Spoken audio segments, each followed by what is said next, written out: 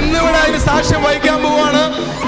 ഇന്ന് direct selling ഇൻഡസ്ട്രിക്ക് അകത്ത് നിന്ന് ഒരു സീറോയിൽ നിന്ന് വന്ന് ഇന്ന് കോടിക്കണക്കിന് ആളുകളുടെ ഒരു സ്വപ്നവും ആശയും അഭിമാനവുമായി മാറിയ നമ്മുടെ ഗ്രേറ്റ് ക്രൗൺ ഡയമണ്ട് മുബീൻ സാറുടെ മെർസിഡീസ് ബെൻസ് മേബാക്ക്.